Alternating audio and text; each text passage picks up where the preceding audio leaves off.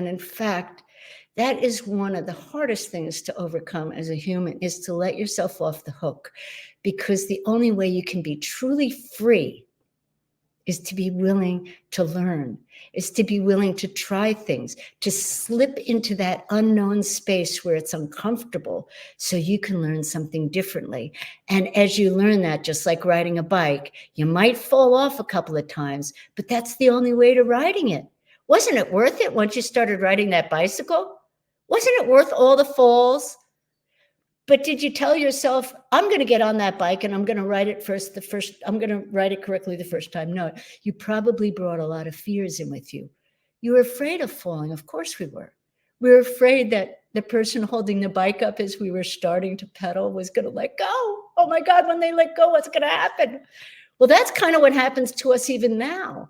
When we go into the unknown and we get out of the programs, we often go into anxiety.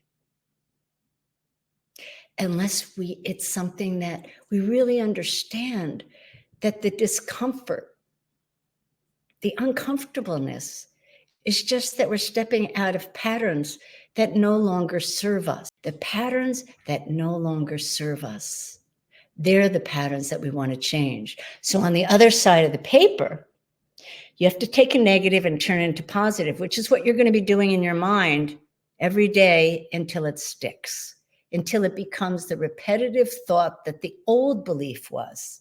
Only this time, with the new belief, you're actually going to be benefiting by having some good feelings and remembering who you truly are and living in the truth. Because the truth is not that you are less, that you're not more, you're not enough. That is not the truth of who you are. That's impossible if you really think about it.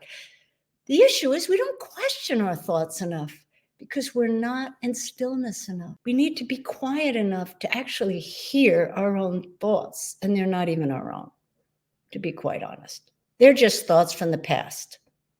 Thoughts from the past bring memories from the past, which brings feelings from the past, and before you know it, you're actually physically in the past. Why? Because the human body, when it responds to the past, or when it responds to a thought, it doesn't know the difference. It's not objective.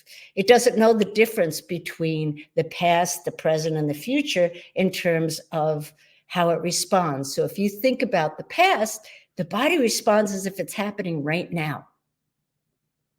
That means every time you go back to that negative thought or that trauma, you're re-traumatizing. The body is getting re-traumatized. So processing something over and over and over again in traditional therapy does not work. And that's why I chose spiritual therapy, because in the spirit it works. And that is because you don't take the ego as self. You see that the ego was created by self, but the self is the one that's watching. Think about that. Who's listening when you're talking to yourself? When you're saying, I'm not enough, or I don't have what it takes, I'm a failure. Who's listening to that? The one that's listening is not going to buy it. It's not true. The only thing that gets us out of guilt, out of shame, out of all the negativity that we carry around us is us. And how do we do that? By becoming conscious. And how do we become conscious? By slowing things down enough to actually listen to ourselves. What is compassionate communication? It's actually listening to yourself. If you have compassionate communication with another person, that means somebody has to listen and somebody has to talk. If there's no one listening, there's no communication. It takes two to communicate. So who's listening when you're communicating inside of that mind of yours?